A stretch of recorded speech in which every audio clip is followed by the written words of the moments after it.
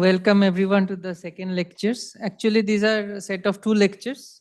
So my colleague Santosh and Nihar will tell you about heavy quark dynamics. First, it will be on the hot QCD matter in the initial stages. He will introduce you to all the observables and what are the relevant quantities people measure from theory side.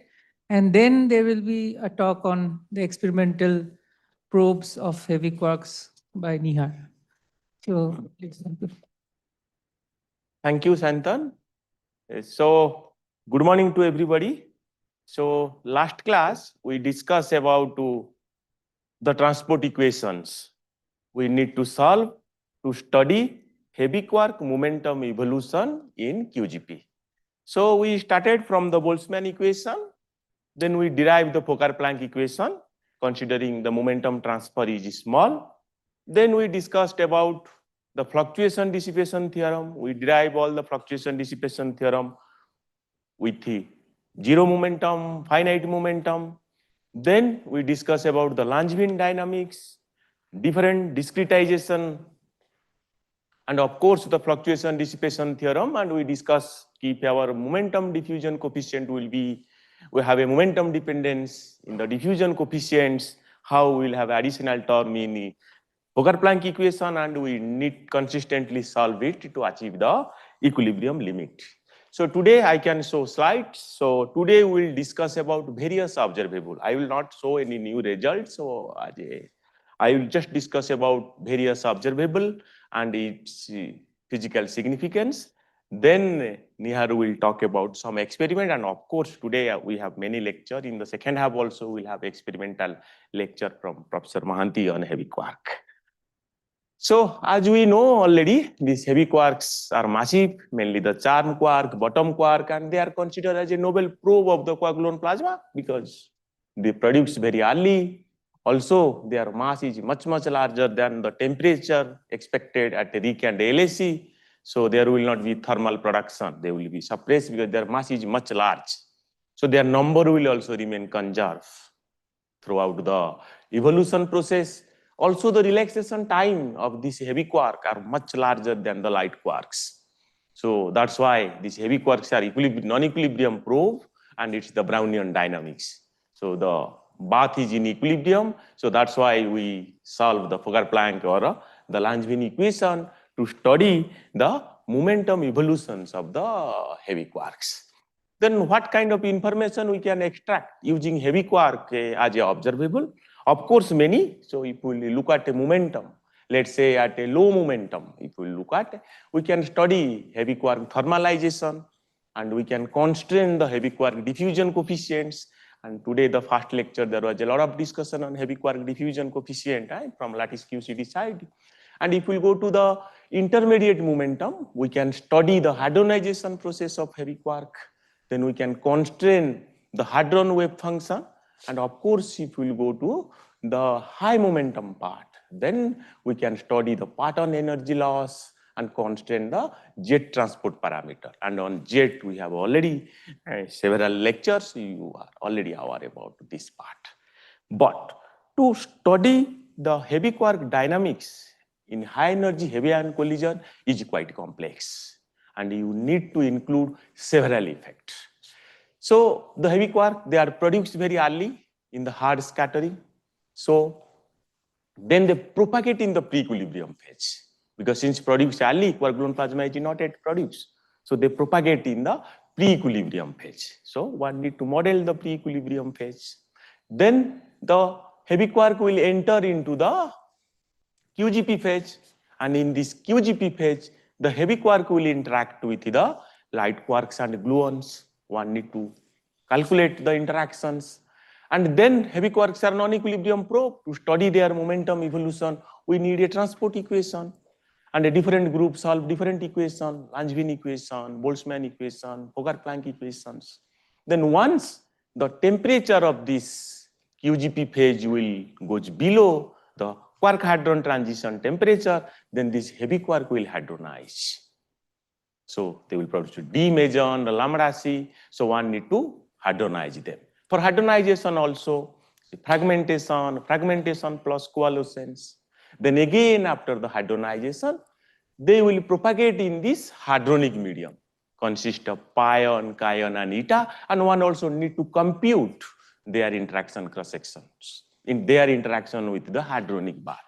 Then only we can compare our theoretical calculation to the experimental measurements. So of course, in the initial, you might know there will also a large electromagnetic field when two charged particles propagate. So that can also affect. So as you can see, there are a lot of things from phenomenological sides you need to do a realistic calculation so that we can compare our result with the experiment so that we can extract meaningful informations.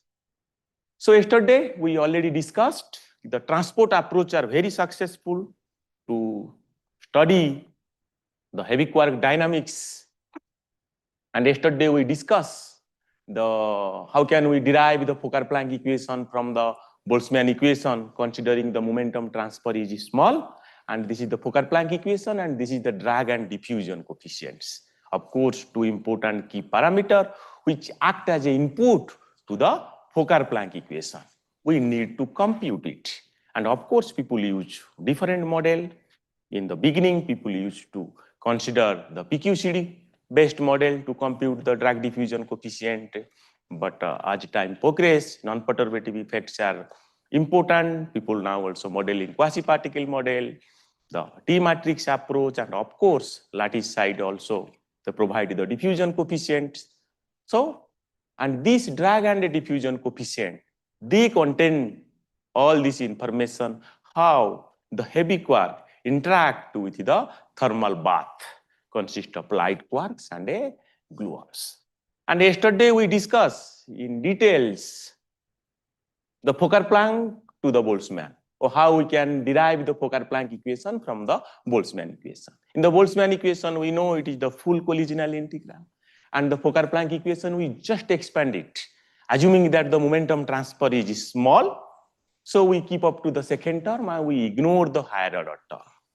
So this is then here I will just show you some calculations. Is this approximation is a reasonable approximation for charm quark, let's say, or bottom quark? Or even if it is reasonable, at what temperature or what momentum, this is a reasonable approximation. Because anyway, we derive the Fokker-Planck equation from Boltzmann, assuming small momentum transfer. And let's say at LSC or maybe the FCC, the temperature might be quite large. The momentum transfer always may not be small. So just we'll show some comparison, what we discussed based on the last class. And here what we are doing, we solve both the Boltzmann equation and the Fokker-Planck equation. Of course, we are not solving the Fokker-Planck, rather we are solving the corresponding Langevin equations. So in the same identical environment, that means we consider first for simplicity a static medium with a constant temperature, then start with the same initial condition, because to solve a transport equation, you know initial condition is very important. We start with the same identical initial conditions, then we consider the same interaction. Of course, in the Langevin dynamics, drag and diffusion coefficients are the input. In the full Boltzmann equation, the cross-sections is the input. So in an identical environment, we solve both this equation to compare if this approximation really works or in which limit. So here I am just showing the momentum, how the momentum will evolve starting from, let's say, t equal to t0, which is 0. We start for simplicity starting from a delta function. So as we know, Langevin equation is nothing. As we discussed last class, it is just shift of the peak with a fluctuation around. So the drag will just shift the peak and the diffusion will increase the momentum broadening. So as you can see, we start with a delta function. So due to the effect of a drag, the peak is shifting. And of course, if we compute for a longer time, we can achieve the final equilibrium distributions. But here we are just showing it for the first few for me in a static medium. And as you can see here, there is a tail part. Initially, all the particles we consider having a momentum 10 GeV. But as you can see, once we start the evolution, some particles are already beyond 10, having a large momentum. Where they are getting, it's the diffusion. Because diffusion coefficient randomizes the momentum. The momentum running. Some particle can gain energy, some particle can lose energy. So that is why we are getting some particle having energy. Okay? So as you can see in the Langevin dynamics, the revolution is a Gaussian. And this is nothing surprising because this is in accordance with the construction. Because in the Langevin dynamics, we always model the noise as a Gaussian. So you see, the Gaussian is evolving and it will gradually approach to the equilibrium. Peak at longer time scales there. So initially, of course, it widens up and then the peak falls. Yes, the height. But after that, it saturates or something? No, it can also again increase. It will approach the equilibrium distributions. Here I have not put that. Maybe I can show later. It just in between some evolution. At the end, it will approach the equilibrium distributions. Yes, please. Yes, it's a static medium calculation. Let's say we start at t equal to 0. Some in stat, yes. But then the momentum transfer, like at that time, you cannot define a temperature, right? And you assume that the momentum transfer is of the order of temperature, right? And then yes, what scale to use? Let's say momentum transfer in the order of GT, device skinning mass is there. It will regulate the momentum transfer. In fact, when we simulate this, I am not showing in great detail, but we simulate this in for different scenarios. Some case when the scattering is forward peak, where momentum transfer is small. Some case intentionally when the scattering are, let's say, isotropic, momentum transfer is large from different scenario. Is this, or you are asking something else? Okay, thank you. But this particular case, it is GT at a 400 MeV temperature, but in a constant bar. Sorry, yes, temperature is constant. Then this is the Boltzmann equations, how it's evolved. But as you can see in the Boltzmann case, it is not at all a Gaussian, rather a long tail in the low momentum. That means the evolutions are different. But of course, here as you can see, we start with a quite large momentum, 10 GeV. And of course, the temperature is also quite large, 400 and even a constant bar. Let's say it is expanding, the temperature will decrease. Then maybe it looks like. But if we allow both the scenario for a long time, then in both the scenario, one can get the same equilibrium distribution at a t tends to infinite limit. So in the second simulation, what we did, we just have the temperature. So then the device skinning mass will also, the momentum transfer will also decrease. So as you can see, even if the same 10 GeV momentum, so even in Boltzmann also, it looks like a Gaussian.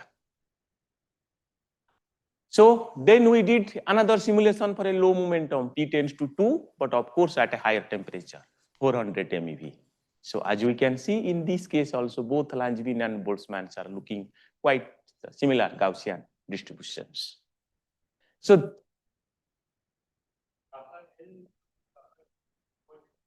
okay, in this Langevin, we consider both are same. Langevin, sorry, both transverse and longitudinal diffusion coefficient are the same for simplicity. So, Nice question, Santosh. So you are saying now that Langevin is basically an approximation to the Boltzmann. Sorry? Dynamics. Langevin, we get doing the approximation that omega p plus k you can expand and taking, keeping up to some order. But if I can solve the Boltzmann equation, as the left-hand side shows, why you should do that? Why not solving the Boltzmann equation every time? I'm solving, this is here we are solving the full Boltzmann equation with the full collisional integral. What is the difference between this full Boltzmann equation and the Langevin? Because, okay, let's go back. So here, as you can see here, in the Boltzmann equation, here we are just considering up to the second moment when we are considering the Fokker-Planck equation.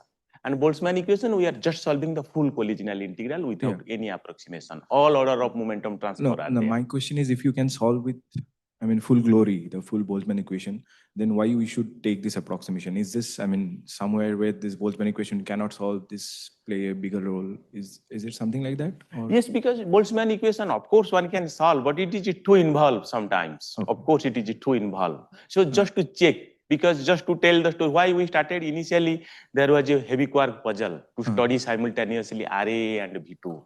We are trying to study whether this difference is coming from the transport evolution side itself, or it is coming from the interaction side. In different scenario, we are just trying to explore that heavy quark puzzle. That is why we are just trying to check if this Brownian approximation really working, or even if it is working, what are the limits. Okay. Okay.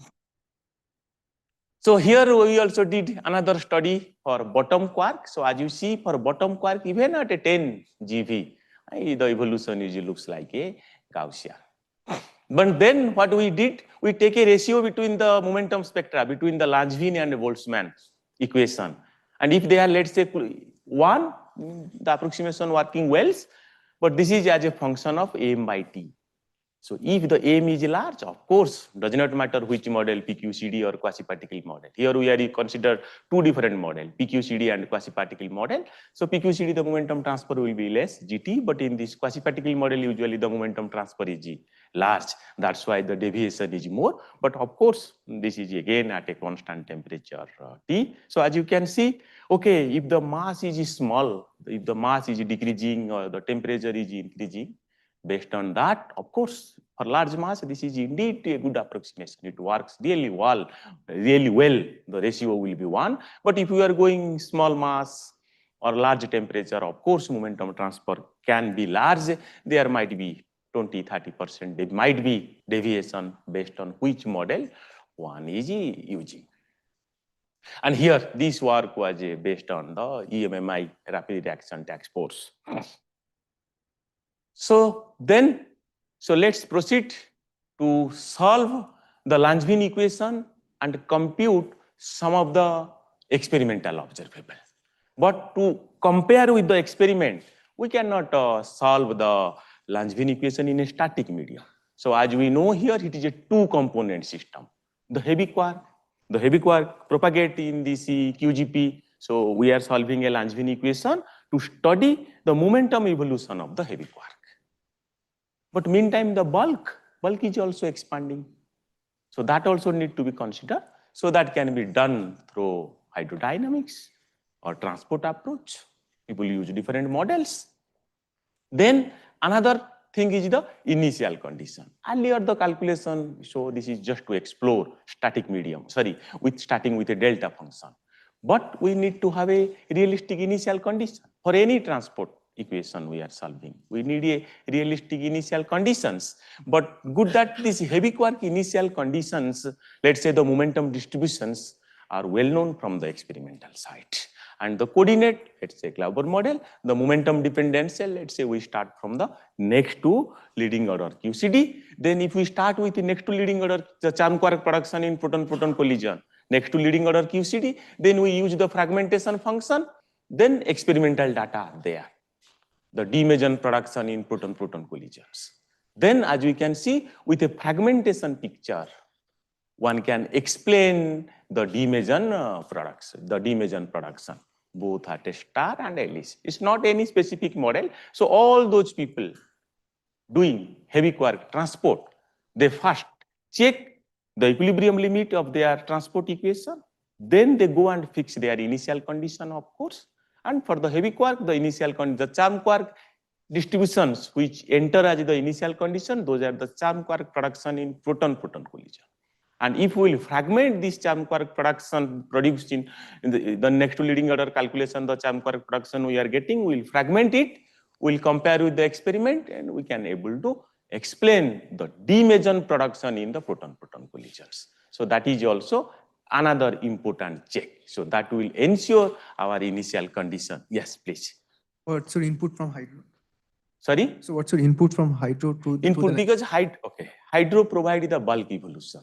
Let's say to solve the Langevin equation, we need the temperature, we need the velocity in each cell, so that we can get hydro. Okay. So yes. Does the observable change when you use say hydro versus transport? Or Yes, this is indeed a very good question. You see, it may not, because let's say why there are also constraints from that side. Even if let's say some group using hydro bulk, but their bulk should and must able to reproduce observable from the light quark side. Let's say the flow of the light hadron, the spectra of the light hadron. Similarly, if we let's say taking the bulk from the transport side, then that bulk should able to explain the light hadron spectra as well as the flow. That means that really capture the physics. They know there will not much different. But let's say it is arbitrary. It's just one-dimensional expansion, cannot able to explain the light hadron V2 or RA or other or spectra V2, then of course there will be different. But we ensure, yes, the bulk we are using that can able to explain the observable from light hadron side. I understand that the transport and the hydro both can explain multiplicity and V2. But does this thing change with the observable for heavy quark? This really not much, I will say. If it is tuned to reproduce the experimental observable, not. But of course, the way in hydro, let's say, they approach the bulk or in transport might be different, hadronization, other things. But here I am only talking about the bulk part.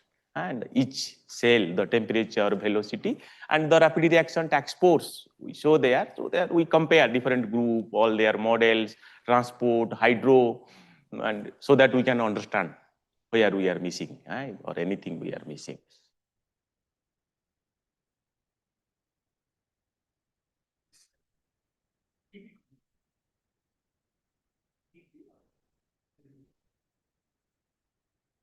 Yes, this one is PP. Maybe he is asking, I think on. I'm asking for heavy. Yes, but this one is yes for PP.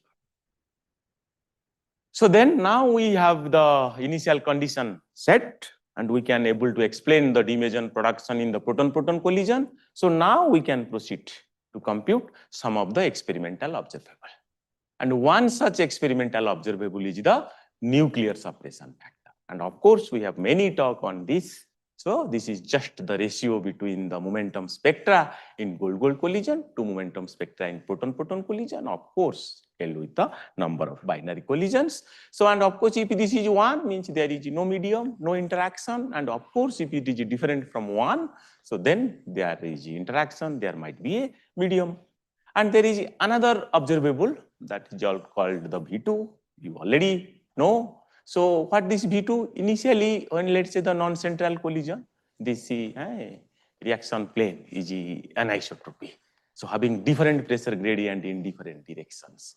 So this anisotropy in coordinate space will translate to anisotropy of particle production in the momentum space. Let's see, this is the initial geometry. I will put a detector at theta equal to 0 degree. Let's say here, another I will put here, theta equal to 90 degree. So now the bulk is expanding. Of course, in this direction, the pressure gradient will be more in comparison to this direction. Maybe the detector sitting here can detect more particle in comparison to the detector sitting there. So this anisotropy, they also can measure in experiment. They can also measure the experiment. And the Fokker-Planck or Langevin equation we are solving, or let's say Boltzmann equation, the output of our transport equation, we can relate and compute both these observable, which they measure in experiment. So before we proceed with to compute the experimental observable, so let's first study the time evolution of both this array and V2. Of course, in experiment, they measure it. Right? Not at a different time, but here just to understand theoretically. So how both these observable evolve with the time. So look at the array, the first one for me. So the array is very sensitive to the strength of the interaction in the early stage. This is because initially the energy density is very high. Collisions are taking at a larger rate. So they interact and they lose energy. You see, then 2 Fermi, 3, 4 Fermi, they already get saturated when there will be, let's say, the radial flow. That means the array is such a observable which is really sensitive to the early stage of the dynamics. Let's say what is the strength of the interaction at the initial temperature. But look at the V2. The V2 dynamics for heavy quark is different in comparison to the array. Because initially the bulk does not have any V2. First the bulk will develop its own V2. Then it will transfer the V2 to the heavy quark through the interaction. So initially, if we compute the V2, you see at the first 1 Fermi is very little. This is array and V2 of the charm quark. Quark level, yes, not hadron. So then if we'll compute the V2 at a later time, as you can see, the V2 is very sensitive to the latter, the strength of the interaction to latter stage, because first the bulk will develop its own V2, then the interaction. So RA is something very sensitive to the strength of the interaction at a TI, initial temperature. And this V2 is something very sensitive to strength of the interaction near the quark hadron transition temperature. So this indicates the V2 might be sensitive as well also in hadronic phase interaction. Since it is very sensitive to TC, this also non-perturbative effect will be very, very important for this V2. And of course, a simultaneous study of both these observable can help to constrain the temperature dependence of the transport coefficient. And here all the groups, different groups, they compute based on their model, the RA and V2, and of course they hadronize. That is another important aspect. After hadronization, because one need to hadronize this. So after hadronization, they compare. And here is a comparison, the result from different groups, as you can see with the experimental data. And of course, over the year, there are a lot of improvement, different models. So then at the end of the day, what all these groups they do, they solve their transport equation with, let's say if they are solving Langevin equation, drag and diffusion coefficients are the input. If they are solving the Boltzmann equation, the cross sections are the input. Then the value of the transport coefficient at which their model can able to explain the experimental data, that transport coefficient can able to explain, let's say, the experimental data, then they go to P tends to 0 limit of this drag coefficient and compute the special diffusion coefficient. Then that they compare with the lattice data. So in heavy quark side, see, we have experimental observable. Then we have also information from lattice side. They compute the diffusion coefficient. But of course, from lattice today, morning lecture, you have seen already diffusion coefficient from lattice side. But they provide the information at a 0 momentum. That is why, although in all the phenomenological model, their transport coefficients are momentum dependent, but they go P tends to 0 limit of the drag coefficient. And from there, they compute the special diffusion coefficient and compare with the available lattice calculations. And from there, we can also extract the heavy quark thermalization time. And of course, we can compute this for all the model. Instead of doing for all the model, we compute the heavy quark thermalization time for the error bar of this lattice data. So as you can see, heavy quark thermalization time, of course, at P tends to 0, at a high temperature is around 1.2 to 2.5. But of course, this is at P tends to 0. If we will go to finite temperature, then the thermalization time will increase. But of course, this is the old lattice data. Yes. This is the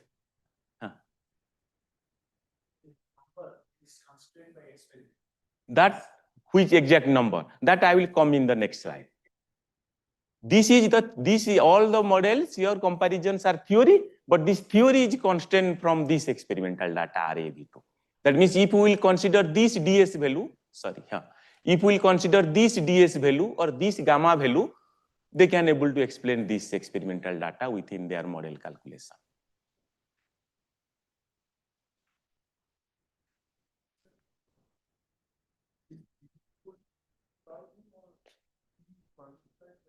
Sorry?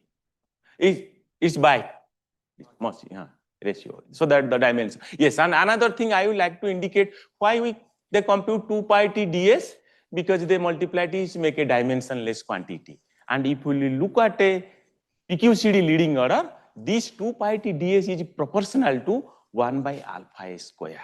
So that means this is a measure of the inverse of the strength of the interactions. So as you can see, there is a continuous evolution through the TC, quark hadron transition temperature. And since this quantity is inversely related to 1 by alpha s, so that indicate near the quark hadron, you see here it is the minima.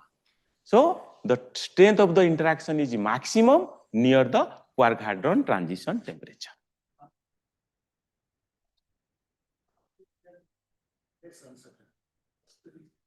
So this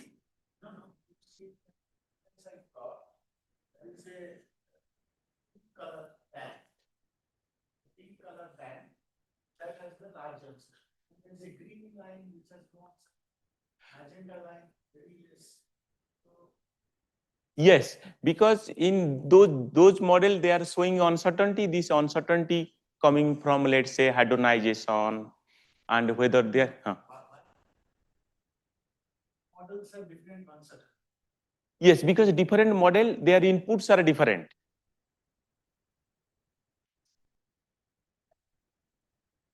Yes, in their calculation, in this, let's say in green magenta, they just consider one Langevin calculation, another Boltzmann. They are not showing. But if they will show, there will be indeed some uncertainty, which they are not, but or some other model they are showing. That inconsistency is, of course, there. And is it fair to call this as a thermalization time, or it is the kinetic equilibration? Because bottom quarks may not even thermalize. Yes, of course, I agree. But if bottom quark will compute this quantity, of course, for this DS now for charm and bottom quark will be different. But here the mass dependent is there. If we only look at a 2 pi T DS, of course, for charm and this is a mass independent quantity. But if we compute thermalization, which is coming from drag, that is indeed depends on the mass. Then it will not same for charm and bottom. For bottom, this time will be larger in comparison to that. So we tell usually the. These are all kinetic equilibration. Okay. And here is, of course, one of the last comparison, because the earlier lattice data I indicate those are the earlier result. Today morning. Back here, that is Bayesian fields. These are not like. Yes, these are not exactly, they are not from model base. They usually do Bayesian fit with a lot to constrain their temperature dependence of the drag and diffusion coefficient. They have a multiple parameter 6, 7. Yeah, their model, yes.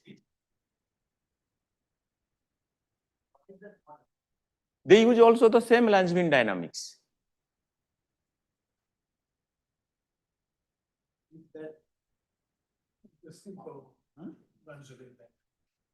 Just and with different DS values.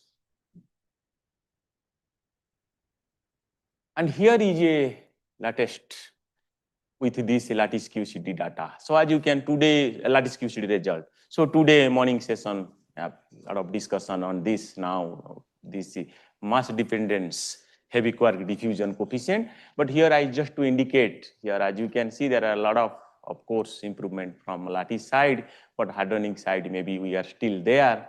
The continuity might not be there. So there are still scope to work and improve in this hadronic side to probably include all the resonance to go to the high temperature limits. Then quickly I will highlight few observables.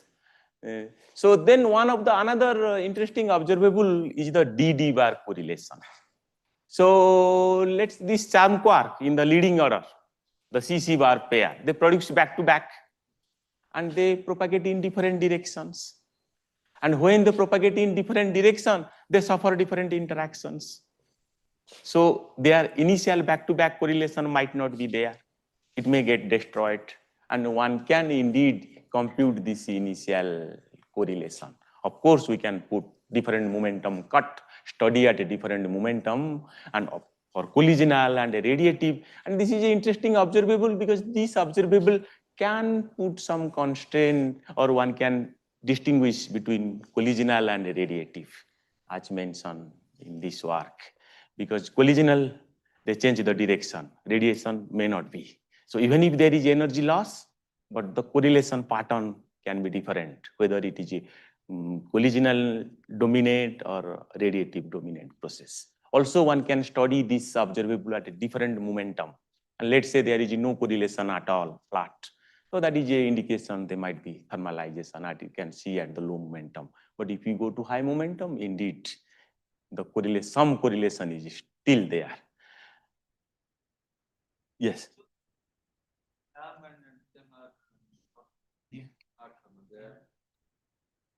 There must be some thermal charm, so but they should not show strong correlation. But thermal charm quark do not produce thermally because temperature is very small, let's say 400 MeV. To produce two thermal charm quark, one charm quark, let's say mass 1.3. So 2 Cc bar if you will produce, then the temperature we need 2.6. We don't have that temperature to produce them. So they mostly produce in the early stage, early hard scattering. So basically these are hard scattered. Yes, initial one back to, of course they consider here back to back, they may not always back to back. That is also true if this is your questions. And there is another things also, this heavy quark can also probe the initial electromagnetic field. So as we know in high energy heavy ion collision produce a very large magnetic field since charged particle move at a very high velocity. And the magnitude of this magnetic field in the order of 10 to the power 8 to 9 Gauss, such a large magnetic field. So then if such a high magnetic field is there, so it's natural, the heavy quark may witness this magnetic field because they are produced the early. And of course, this magnetic field will decay very fast. And this decay of this magnetic field will also generate electric field. So one can study this heavy quark dynamics to probe this initial electromagnetic field. So how it can be done? We have already the Langevin equation. We can put an external force term. That is indeed the Lorentz force, the electric and magnetic field. So there was one calculation which showed due to electromagnetic field, if you will be there, then the charm and anti-charm response will be different. And if compute the V1 is the sideways flow. So the response will be different for charm and anti-charm. So then there will be splitting. And this splitting is mainly, this heavy quark is non-equilibrium. So they witness the initial kick it received. But let's say if this heavy quark will keep on increasing the strength of the interaction, force them to reach equilibrium, then as you can see, the V1 will also decrease and approach the same value of the bulk. And the initially indicate that due to this electromagnetic field, there will be a directed flow, and strength of this directed flow will be around 1000 times larger than that of the bulk. Because anyway, bulk particles, they produce later and they become thermalized. They may not carry the information. Then there was measurement both from star collaboration as well as ALICE. But as you can see in the star collaboration, of course, there are large error bar. We cannot say something whether there is a splitting or not. But if you look at the ALICE, so as you can see, then there is a splitting. And of course, the magnitude of the splitting is quite, from light to heavy, they put a factor, as you can see, quite large. But one interesting thing here, as you can see, the sign of the splitting. From RIC to LSC, it is opposite. So there are a lot of work going, and this is mostly related to whether electric field is dominating or magnetic field is dominating. That will decide the sign of the splitting, but this is yet to understand completely. Then there is another, the hadronization. Of course, we already had a talk, and maybe Tarun will tell more about hadronization in his Wednesday talk. So just to indicate this hadronization is another interesting aspect. So earlier, and this heavy quark, their fragmentation function is hard. So earlier people used to consider, let's say, the delta fragmentation. And if you look at the fragmentation function for the heavy quark, the peak is, let's say, around 0.9 for the fragmentation functions. But of course, there is equivalence as well. So which they just convolution of 2 or 3 pattern distribution function folded by the wave function. But as you can see in the coalescence, for a meson or baryon, for meson it is product of 2 distribution function. For baryon it is product of 3 distribution function. So as the momentum increase, it will fall very fast. That is why the coalescence dominate in the low momentum part and the fragmentation at the high momentum part. But in experiment, they measure baryon to meson ratio. And this baryon to meson ratio is a very interesting observable because baryon are 3 body and meson 2 quarks, they hadronize. So their hadronization mechanism are very sensitive, this ratio, whether their hadronization is fragmentation for coalescence or coalescence. So there are of course a lot of work going in this direction to study this hadronization mechanism through this baryon to meson ratio.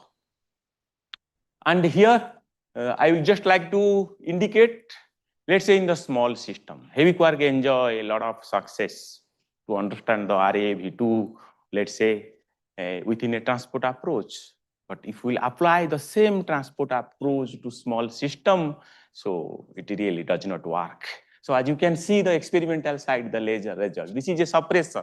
So almost there is no suppression. But if you look at the V2, there is a large V2. If you remember yesterday's Helen talk, she also indicated from jet side, there is no suppression, but there is a flow. So what mechanism could build up this V2 without, let's say, energy loss or momentum transfer? This is something interesting.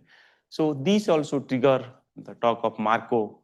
He was talking about the pre-equilibrium phase, plasma phase, because if the charm quark will propagate in a plasma phase where color electric and magnetic field, so it will induce diffusion. So that will tilt the charm quark distributions. So low PT particle will shift it to high PT particle. It will tilt the distributions. And of course, there are a lot of work going on in this direction. So I am not going details. So in this pre-equilibrium dynamics, there are lots of work going on in this direction to study the heavy quark diffusion coefficient. Also in Z side, this I will say very active area of research, and there are many works. So just to indicate Harshit and Sayantan and Soren, they also recently did a nice piece of work to compute the heavy quark diffusion in the pre-equilibrium phase. And finally, I will just like to show the Brownian motion quark to corona. So during the time of coronavirus, so we just apply our Langevin dynamics to study. And the important thing was that we considered the diffusion coefficient, which usually people ignore. So that's why it received a lot of attention, and we are rather interested to compute the coronavirus diffusion and compare it with, let's say, the heavy quark, where it will be if we can at all compare them. So thank you very much for your kind attention.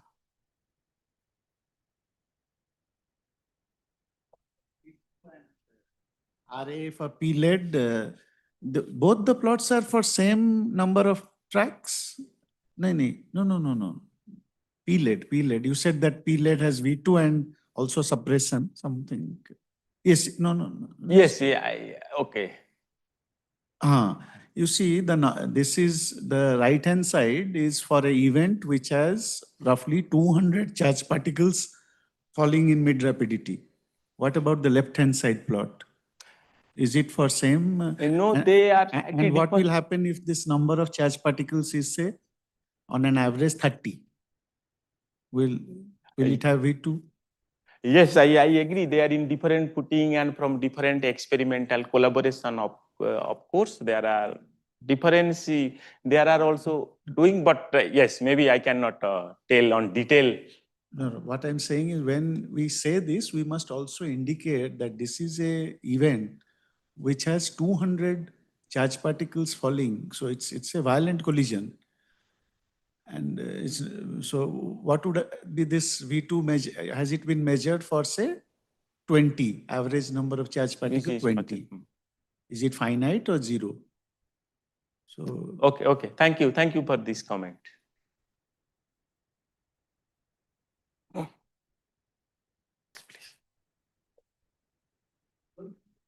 You kind of choose one of the dynamics or whatever Boltzmann transport from very low PT to high PT, and you extract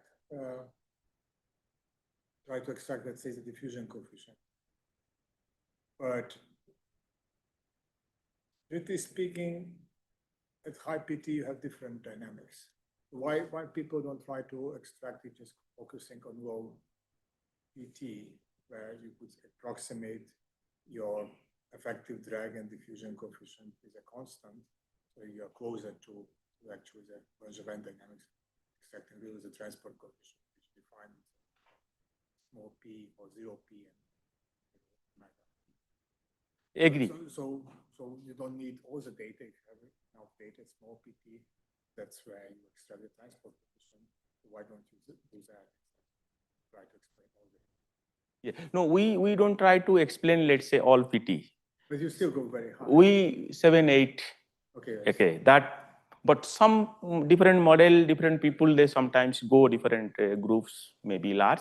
But let's say in our specific case, we don't. We only concentrate on this low PT, 7, 8, let's say the maximum, and mostly the collisional, and we consider also quasi-particle model. And of course, if we go to high momentum, then the dynamics will be different, then radiation, all other things will become into picture. I agree with this. We consider. Yeah, but you can go even lower, right? Because the lower you go in P, it's more than Langevin dynamics. Because transport also has non-trivial, even Yes. a quasi-particle. Even without radiation, just a plain 2-2 Boltzmann will give you non-trivial dependence of the drag coefficient. But if you want to get rid of that and really calculate the QCD transport coefficient, you could go to even lower. Yes, I agree. Thank you.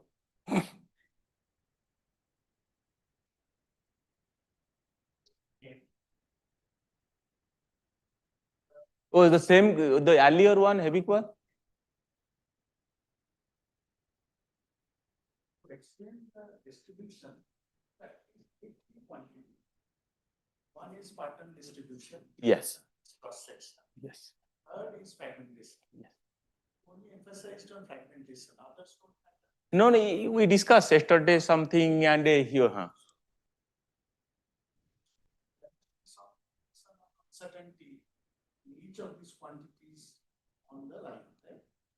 Otherwise, Yes, yes. All this we need to study this dimeson in PP collisions. Same question. So for proton and lead collision, you showed the V2, right? And that's for central. These are, let's say, that, Yeah, I mean, so how come the V2 is so large? And the next to last lines. why you are asking why the V2 is too large? Because the strength of the interaction is very large here. So they, heavy quark, they interact strongly with the bulk and develop a large V2. Yeah. Oh, you are asking about P-lead?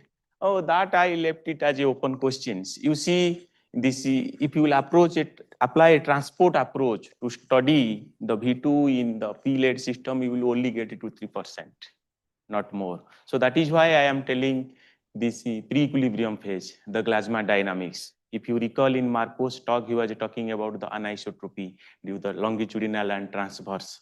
Oh, that helped to develop, let's say, the V2. If not, it is flow hydrodynamics, but this anisotropy. That is why some of the attempts are going on in this direction. But as of now, I don't think he can really explain why there is a large V2 in P-lead system. And also the RA, you can't say that it's 1, right? So the error words are very high. Yes. Yeah.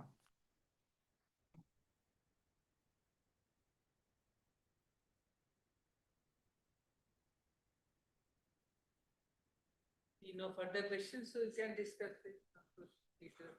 Okay. But then we go back to the second part on lecture. So it was a impromptu decision to discuss about this. I will discuss about heavy flavor measurements. Although the name, the title is not exactly right, because in the experiment we don't measure heavy flavor like quark level. Okay, because the QCD nature, so they have to converted into hadrons. So that I will discuss. But the thing is, what we have been hearing in this school, that all the flavors like heavy flavor, quark, and charm quark, these are the quark level dynamics. So in the experiment, how to measure those things, so that I will focus on. And also I will focus on mainly key features of key techniques what we use to measure heavy flavor hadrons. So in this talk, I will only focus on star experiment, because the technique is almost more or less same in all experiment. So it is easy for me to tell you the story, how we can measure different type of hadrons, just focusing on one detector systems, then you will think how we use in different experiment. Okay. And in this talk, I try to make it a little simpler, because I know you guys are students and some of maximum students are theorists. So please let me know where you find difficulty. So this slide, I put it intentionally. The thing is why we study heavy flavor, because heavy quark, charm, and bottom produce in initial hard scattering, and the formation time, which is inverse of 2 times quark mass, and it's earlier than the QGP formation. They propagate through the entire medium, what we discussed in Santosh's lecture. But other than that, studying or measuring these heavy quarks, we can understand the dead cone effect. Dead cone effect, in short, I can tell you that in a particular cone, the radiation is suppressed. So that's called dead cone effect. And also, you can study mass hierarchy of energy loss, different mass or different binding energy of the heavy hadrons. They have different binding energy, and they show the energy loss formalism. And also, you can study the QGP thermalization property. So these are key features I mentioned here. But this is a small cartoon. You can think I got it from ChatGPT. I asked, can you produce a hard scattered thing? So basically, from the binary scattering, you can get CC bar or BB bar based on your energy scale. So let's discuss in collider experiment like proton-proton and gold-gold collision or lead-lead or whatever heavy ion you do. So how we measure and what do we understand. So the thing is the physics part, I will skip it because I keep it for Professor Mohanty's lecture talk. So you will go through the detail of the physics, but let's discuss some experimental side how we measure, and also some observables. So at the end of the day, you can discuss quarks are moving inside the QGP and all these things. You can calculate the dynamics and everything. But in the experiment, at the end of the day, if you collide in star, gold and gold collisions, you will see this event display. So this is the real event display, and all the tracks, colorful tracks, all the hadrons. So this is I will come to that point. So this is a detector from time projection chamber. Time projection chamber will tell you if a track goes like this, each point, how much energy loss happened, dx, okay, delta E by delta x.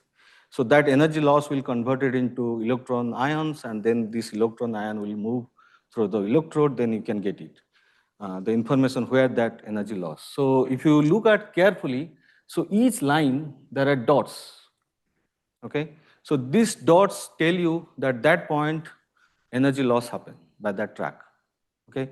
So there could be proton, pions, and kaons, and other particles, but this is how we see in heavy ion collision all the tracks. Yeah. Yeah, you can think of all these tracks are different momentum, different energy.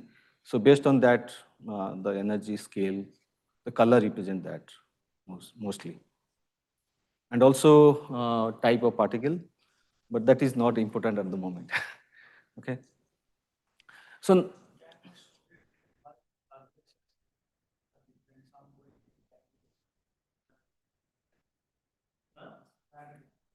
But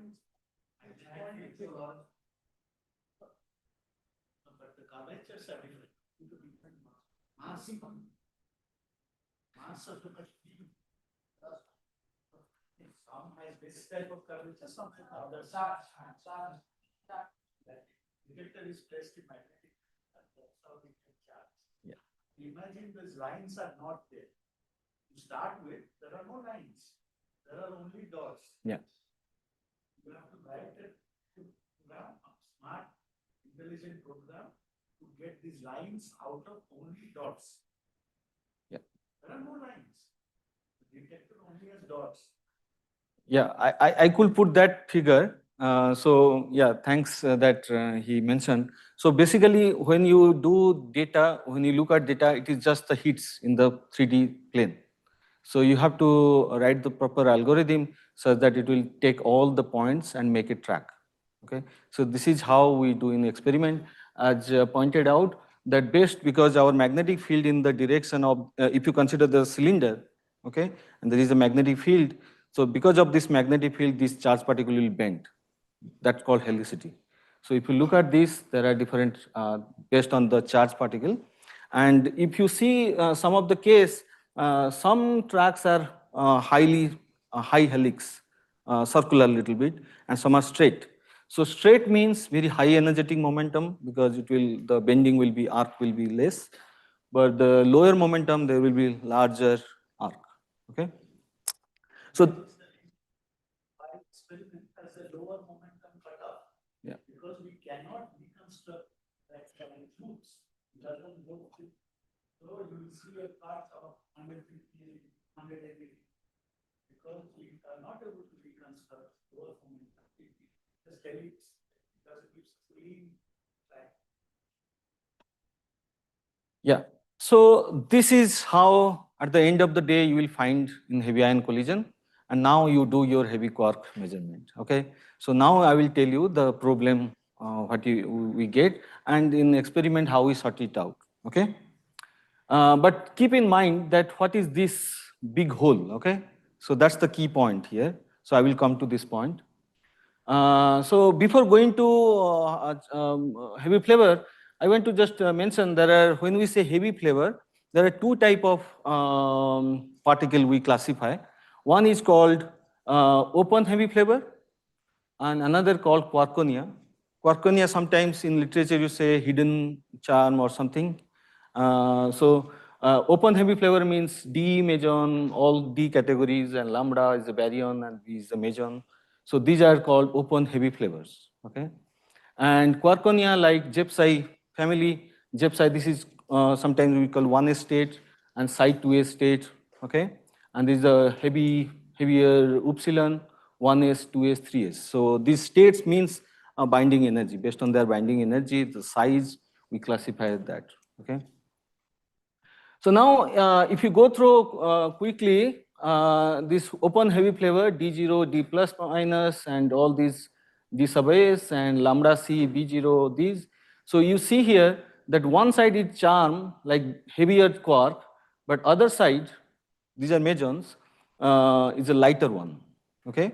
So that's why it is called open heavy flavor, because it's one side is heavy, another side is lighter.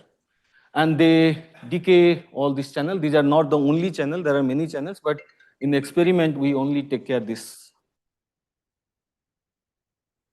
So now, in quarkonia side, Jepsi, you can see this is CC bar. So that means charm and anti-charm.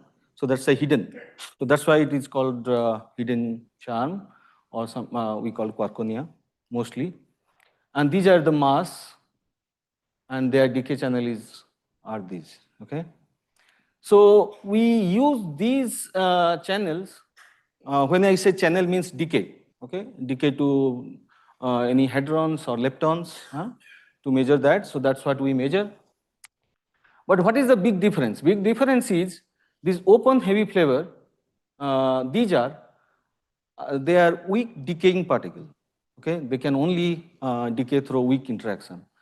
And as you know that if you have a weak interaction, the long lifetime, they have a long lifetime. If you consider multiply with time, velocity of light. So that means once it produces, it takes almost 100 to 500 micrometer distance to travel. Okay, these are not short-living particles. These are very high, long lifetime particle. So that means it's produced, and again it moves certain distance. Again they break. Okay, so the second breaking we call secondary vertex. Initial when they started to and the decay, the length we called where the second point happens, that called secondary vertex. So this is the key point which helps us to detect this particle, I will tell you. And there is quarkonia, is very short lifetime, okay? Measuring all these leptons like electron and muon, you can measure all these things, okay? Okay, so now let's go to measurement of open heavy flavor in experiment. As I told you, I need a test detector system, like you need test charge. So here it's better to help understand the detector system. More or less, Alice is same, almost. Okay, so new detector development happens, but more or less same. So you can use that as a further understanding. So let me tell you briefly. So as I showed you that we need a magnetic field to bend the charged particles. Energy loss, you must have heard about Bethe-Bloch formula. Knowing the d dx and the momentum, then you can identify what type of particle it is. Okay. Not only that, we use another detector which is called time of flight. Okay. So if you know that heavier mass travel less will take long time than shorter, so use that technique to measure what type of particle it is. Mainly knowing the beta means V by C, you can calculate the mass, okay, or you can predict the mass. So that's why the two detector we use to identify what type of particle we use, identify. So there is calorimeter, but at this point, for this measurement, calorimeter is not useful, so I will not discuss. The important point, another is that is called muon telescope detector, okay? It can only detect muons, okay? I will come to in detail, but you will see that these muons are top of this very dense magnet, iron, okay? Why we put it, I will tell you at the end. But this is how the structure is, and here you see the beam comes here, another beam comes here, they interact at this center.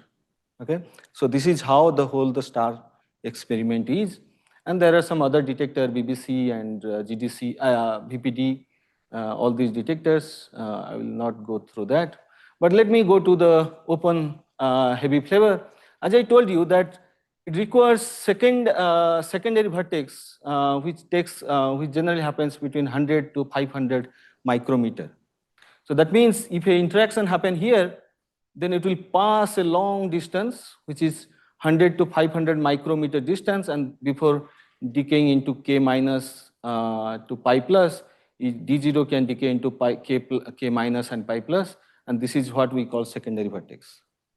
Okay, so now the idea is, but in the experimental side, if I go in little detail, so something like a event happen here, primary vertex, and then you will not see anything, but suddenly you see that K minus and pi plus happens.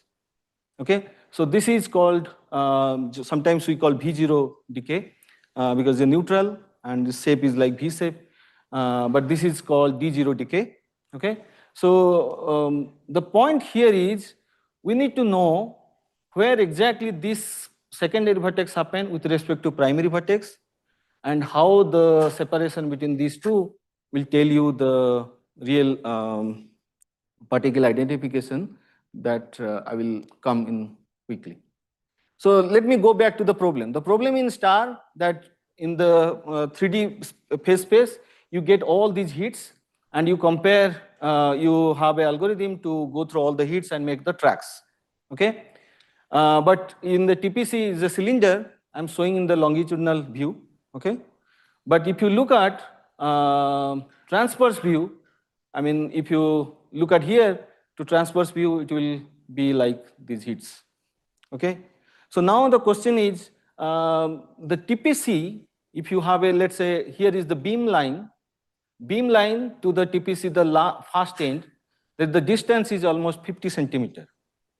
Okay, but we need a decay length up to the 100 micrometer to few micrometer order.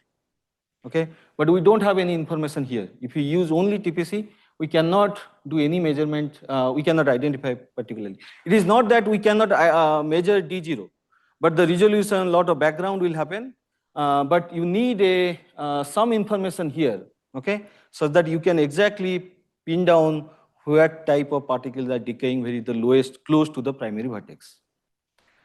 So that's why this is what the primary vertex happened, but we don't know this information. So I mean, as I mentioned, that TPC only limitation is that difficult to resolve secondary vertex. As you can see, there is no information here, and small displacement from primary vertex can do a lot of problem. So that will add huge combinatorial background, no clean D measure reconstruction. We cannot measure. Okay, I mean, we can measure some D0, but it is not, signal to background will not be high. I will tell you what is signal to background. Okay, so now let me go through. So this is how our star detect, the same detector. So in 2015 14 to 15. So that time we put a detector we called heavy flavor tracker. Okay, so heavy flavor tracker means if you go to the heart of the TPC, this is the beam line. This is exactly this beam line here. And top of the beam line, you put 3 layers of the detectors. So those detectors are silicon detectors. Okay. So so now if I go very detailed, so this is what the bigger size. So there are 3 layers. So that is called silicon strip detector, SSD, which is the outer. So okay, let's see this one first. This is the beam line. So this is the beam line, beam radius, which is roughly 3.8 centimeter. And then top of the beam line, that is called pixel detector, which is also a silicon detector. And above that, we put another layer, which is called intermediate silicon tracker, IST. And top of that, we have a silicon strip detector. Okay, so that means if you have a beam pipe, then you put a lot of layer of detectors to go into the deeper, the hollow region where we did not have any information. Now we can get all the hits. Okay. So this is how the ring structure is. This is a beam, and here is the TPC you can think of. So now, yeah. So why we need this? Because it will give you a good distance of closest approach. Distance of closest approach means, let's say you have a tracks, hits, and then you allow the algorithm to make a track, but you know this is the vertex. You project on it, where is the last point to this primary vertex. So that's what we call distance of closest approach. So that means if you go to the very deeper and deeper and close to the beam line, you can get the very close distance of closest approach, so that you can find the secondary vertex. So this is how we do. So first, let's consider only D0. D0 decay to K minus pi plus. From TPC, you can get K plus pi minus. But then, as I said, that we have a silicon detector, so you have to match silicon hits to the TPC hits to know where that track match with all these hits. So if you match, and knowing these particles, kaons and pions, then you can reconstruct the secondary vertex. So this is the secondary vertex, you can get it. So secondary vertex means you have to find out what is the decay length. Decay length means where the primary vertex to the last V0 decay, that secondary vertex, that's called decay length. And then you need to calculate, you need to know also DCA, means distance of closest approach between the daughters. Daughters means these two. You have to find out how close they are, because there are other tracks also. So if you put all the tracks, then it will a lot of background. It's not true. So you have to find out, you have to do so many checks. So this here you can see this, there is a gap. This is not exactly 1 point. So that you have to know. Also pointing angle. So because the thing is when they decay, sometimes with respect to primary vertex, they have certain angle difference. Okay, that also you have to check. So knowing all these things and knowing these are kaons and pions, you can use the invariant mass. Okay, I hope you all know invariant mass. So there, if you need to know the 4 momentum of energy, px, py, pz, and then you can apply the invariant mass. So you know why we call invariant mass? Because, sorry? Yes. So that's why it is called invariant mass. But this is not the whole story. Okay, this is a way to tackle the problem. But again, you need a refinement, because sometimes so many tracks will come, it will behave like this. Then you have to again apply to some other stuff. So that you can do using a topological cut. Topological cut means you have to optimize all these conditions what you put. Okay, so that you get a better signal. I have a question. How do you know that this pi plus comes from this D0 and not some No, other? you have to take figure. all pi k plus and all pions and make the invariant mass. Okay, so calculate the invariant mass of all possible combinations. There is nothing like you know this one. We don't know anything. We just check this is kaons, these are pions based on the charge, and then combine and calculate the invariant mass. I will show you then what will happen. Okay.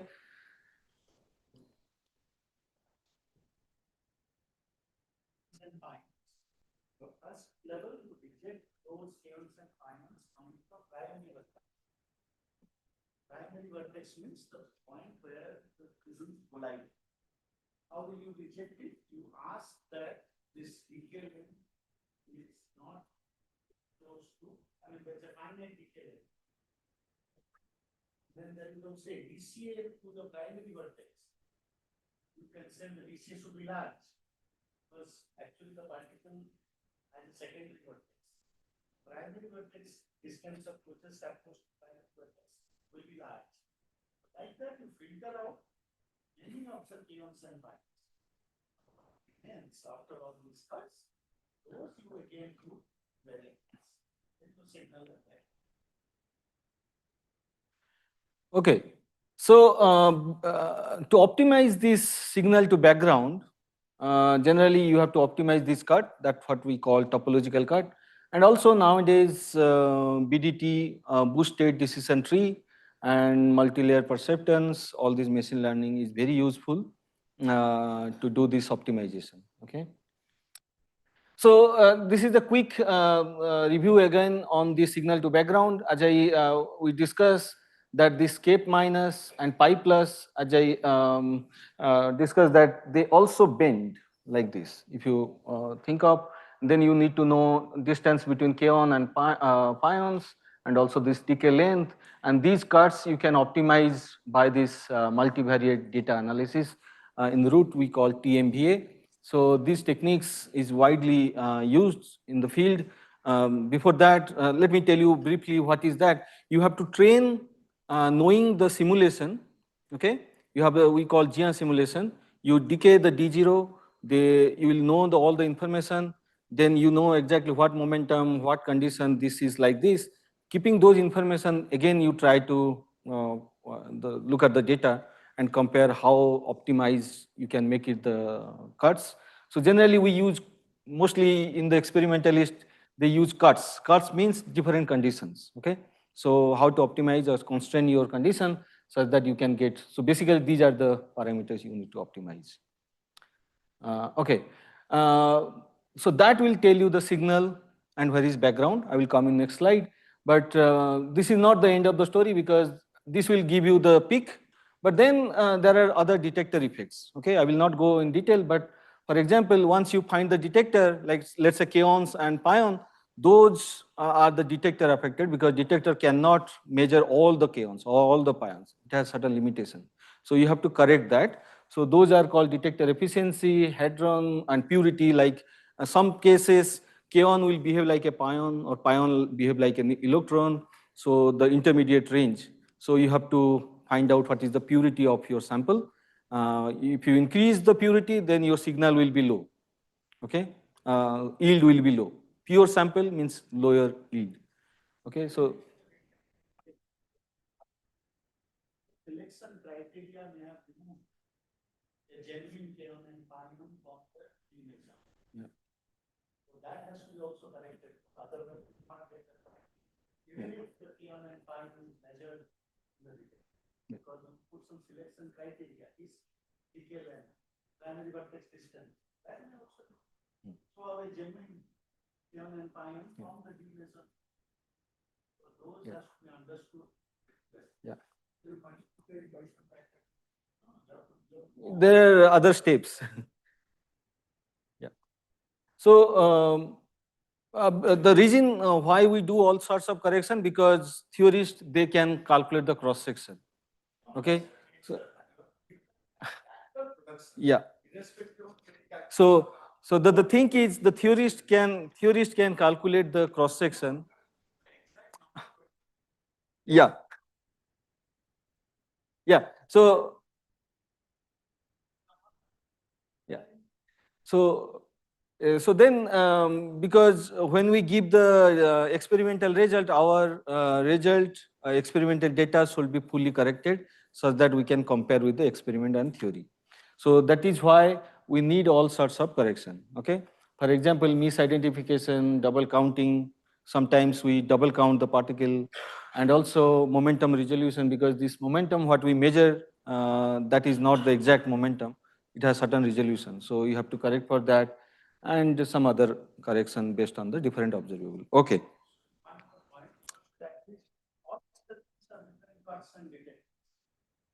When 4 different experiment numbers match, not easy, but it should match because it's the same collisions and so to compare across experiment, we get the same number.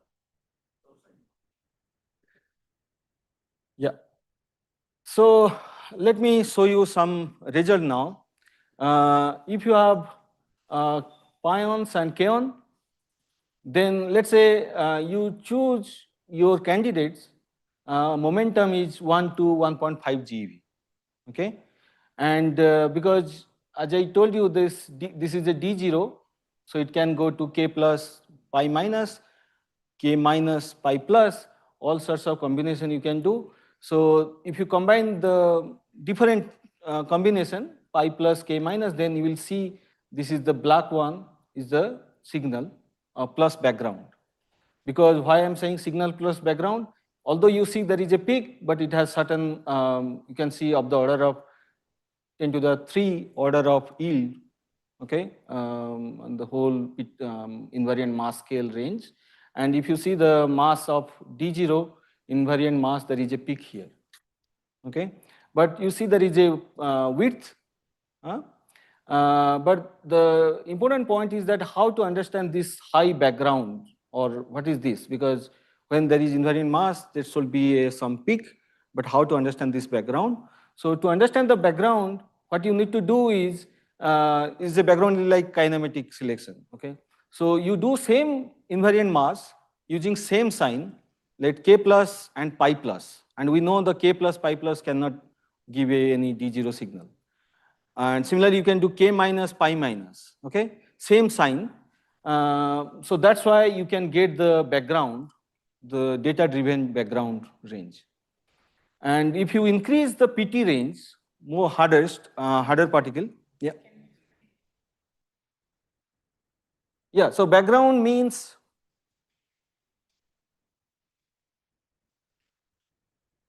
let's say D0 decay to K plus pi minus. So you can calculate invariant mass of pi k, okay? But to get the background, so at the end, if you do, you will see some peak. This is counts. So now how we understand this exponential part, okay? So you have to calculate that thing, okay? To get it, so think this is a 2 tracks. So what you can do is, you know that pi plus, k plus pi plus will give you this peak, but what you need to do is make it k plus and pi plus, okay? Similarly, you can do k minus, pi minus, and you will never see the peak like this because invariant mass will not match. So this will give you the background of this signal. But the key point here is, here you see why this is exponentially falling. Okay, this is because your momentum spectrum, if you see the PT, is always like this. Okay, that means higher PT particle is less probable than soft particle. Okay, so that means if you go to 5 to 10 GeV candidates, certainly you have less count. Okay, so that means less background. So that is why you see here the background is less, red and blue. Okay, and although there are some residual background is there, but that can be done in a different. So the point here is, if you go to the low momentum particle selection, your background will be very high. But when you go to the large momentum, then background will go down. That's because of this nature. Your count go down and down. Okay. Similarly, star also measured. In all experiment, they do this trick. Okay. Similarly, D plus minus, D sub S, invariant mass using heavy flavor tracker. Here you see D plus minus, all these channel you can check at this is 3-body decay. But exactly is a pi meson, they decay into K plus K minus. So that also like this. So that is why you see one peak here, and this base is little different moment, invariant mass. So that's why we get another peak here. Okay. So this is how we select all these cases, and for D plus and D minus. How much time I can? 10 minutes? Okay. So now you understand more or less how we measure this weak decay particle. So let me go through quickly quarkonia in experiment. Quarkonia is little easy because at the end of the day we need only E plus, E minus, mu plus, mu minus, Jep psi and upsilon. Upsilon also decay into this type of channel, particularly muons. So what we need to know, we need to identify whether muons and electron, and then make the opposite sign because they decay into opposite pair. So you have to calculate invariant mass peak. So how to measure? Electron, you can get it from TPC because all this track, but there you need a muon, and in TPC we cannot detect muons. Okay, very high energetic. Okay, it's a straight line, and so you need to have another detector. So that detector we called MTD, muon telescope detector. Basically, if you look at the star detector, the top of it above this magnet, iron magnet, so we place the MTD. So if you look at this one, so these are the magnets, this green box like here, and top of it we have muon telescope detector, these blue lines. So you see here, if you see carefully, there are some straight lines are there. So this is a simulation, of course. When you create lot of tracks, most all the tracks will be observed by this magnet. Okay, only high energetic muon will pass through this magnet, and you can detect through this MTD. Okay, so this is how we measure, and I will show you this Jep psi mu plus mu minus thing. This is what the two signal. If you do the invariant same technique, you can apply, and you see the in PP collision at 200 GeV. You see there is a peak around 3.1 mass. But now if you go to the heavy ion collision, you see the background is very high because you are creating more and more bulk or some tracks, soft tracks. So that will contribute to your Jep psi. Then you have to optimize your card so that you can get or subtract this background. You see these signals. Similarly, we also measure Psi2S. Recently, this paper accepted in PRL that we measure Jep psi Psi2S, but this is not heavy ion. This is a isobar collision. Okay, ruthenium and zirconium, ruthenium and zirconium, because we collected a huge sample of data but that was, the physics was different CME, but that is not a point to discuss here. So because of that, we could collect more data such that that helps us to measure the side-to-S. So this is the side-to-S signal, and you can see that side-to-S state is yield is 771 if you compare with the JEP side. Okay, so these are less produced particles.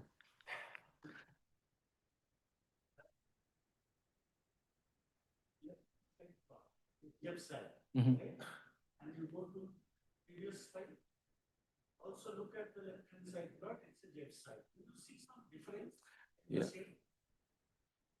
Look at this left-hand side. So, yeah. And you go to the next slide. Oh, sorry. Yeah. So this one.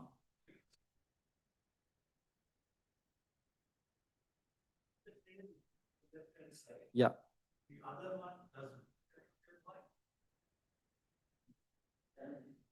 Yep.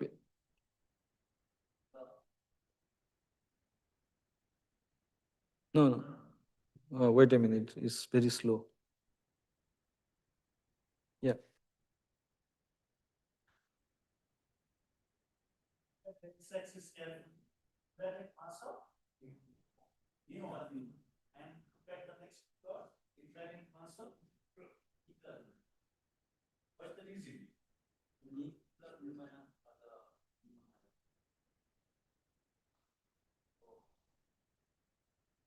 This you think, yeah? You will think about after lunch. Okay. You talk to him and think about it. This is the problem for this lecture. Okay. So very quickly, I will go through. Similarly, we also measure upsilon states. And not only in STAR, CMS, LSC experiment we did. So you can see clearly three upsilon state, 1s, 2s, 3s state, and these are the cross sections. Yeah, I just want to go through very quickly this observable because we use this observable in many places, but I want to tell you what is the underlying consideration in heavy ion physics, why we do this. So generally in experiment, we use number of interaction, okay? How many interaction happen? So that interaction is proportional to the cross section, okay? So because this is a cross section as a proportionality, so you have to use a proportionality constant, and that constant is called luminosity.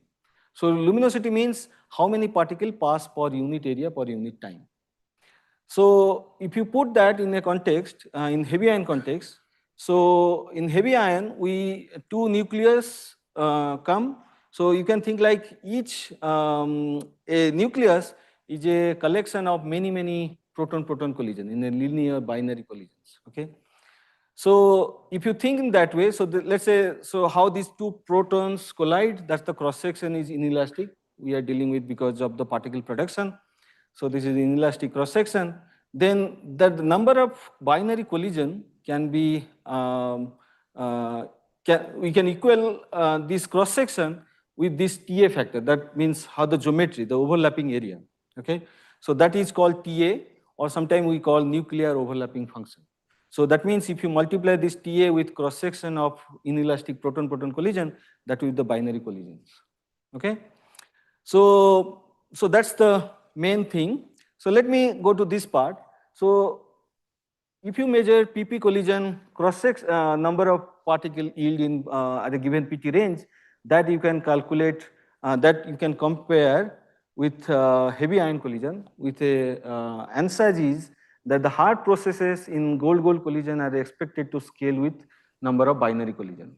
Okay, that means each time there is a collision, that's the hard process. And then if you know this, how many hard process happen, that is the scale you can do in the PP to compare with heavy ion collision. So that is called ascent here. And the thing is, I will show you some result how this answer is correct, or we validate that answer from this vector boson array calculation measurement. So this is the key thing. So that then if you know this, then you can take the ratio from PP this side and that side. So that is what we called array as a given PT range. So if you measure this array equal to 1, most of the time you have heard about this array. So that means this is the key thing. Okay, the thing is that we scale with binary collision, and that's the assumption. And if you see that there is no medium effect, energy, if there is 1, then no medium effect. If it is less than 1, this is called energy loss in medium, which is because of QGP, and it is greater than 1, cold nuclear matter effect. There are many effects of this cold. I will not go to that, but these are the key point. So, but the point here I want to mention here is that why we do this type of thing, because we need a vacuum reference. Because if there is a QGP, there's the medium, and if there is no QGP, how the all the hadrons are produced and they interact, we need to compare. That's why we do the PP as a baseline.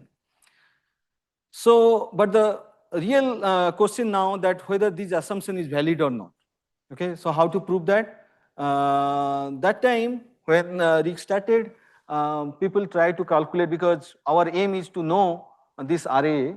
Okay, so that time people measure RAA in eta is a hadron, pi 0 as a hadron, inclusive all charge hadrons, and we find if you take the ratio PP over heavy ion over normalized PP, then we see RA is 1, less than 1, and that's the medium effect. But then people say that, okay, it could be a coincidence, and how we check this validation, that binary collision scales.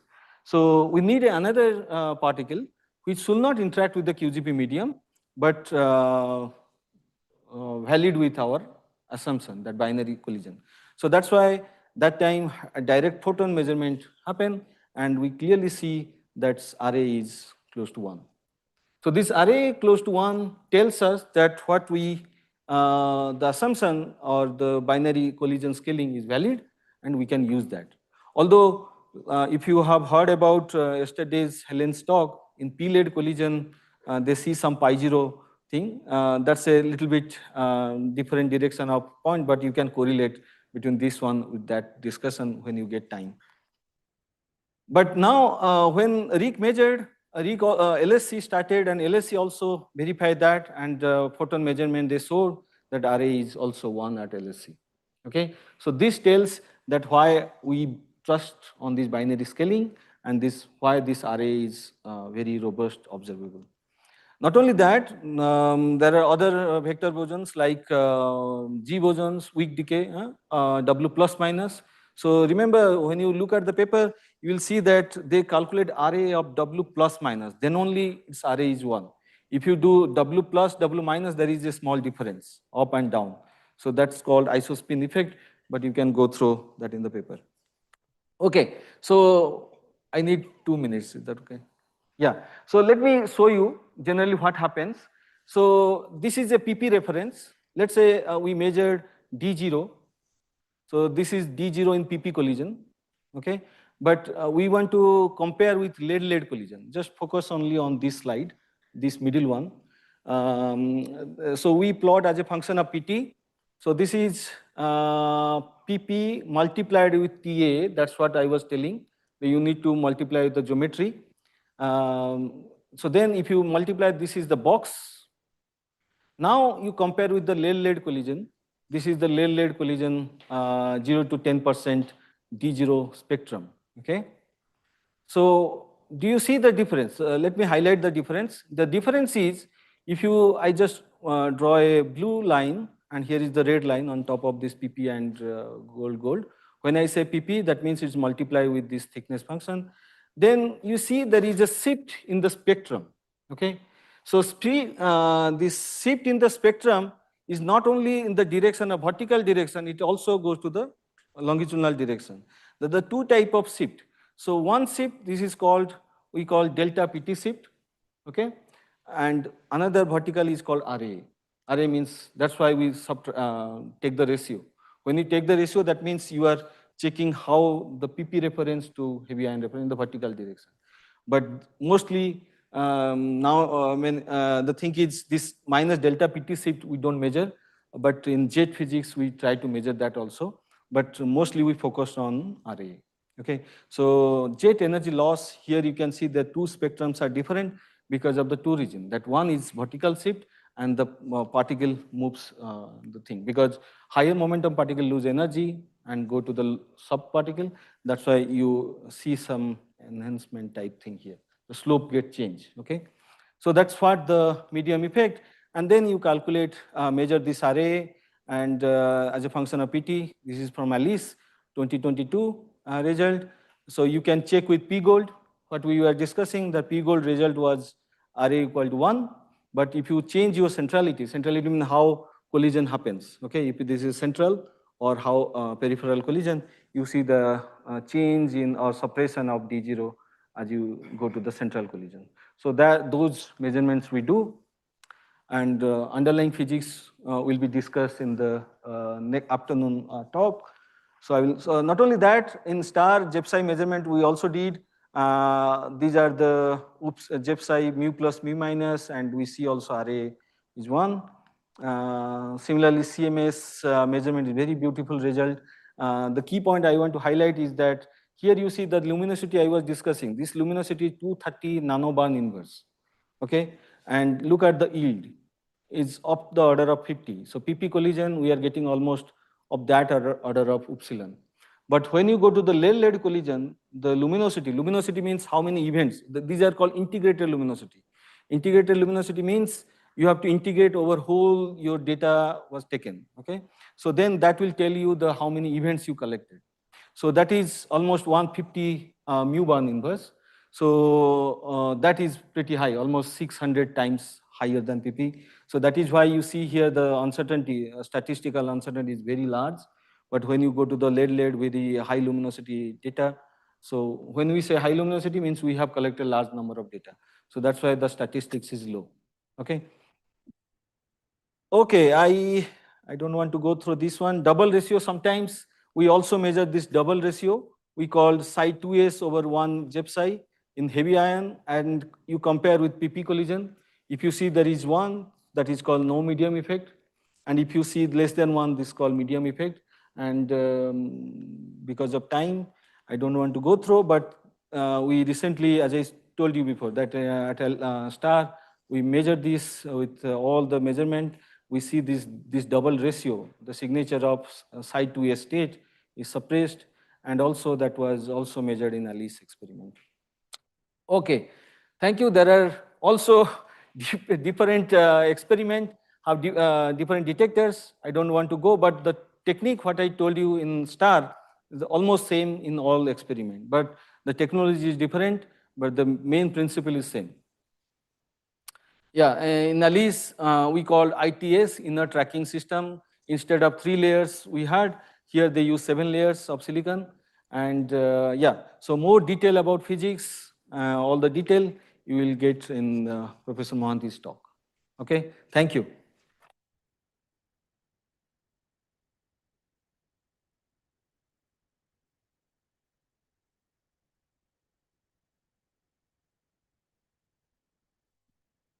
Sir, in the first slide, we have many points for different particles. Then you are making the tracks.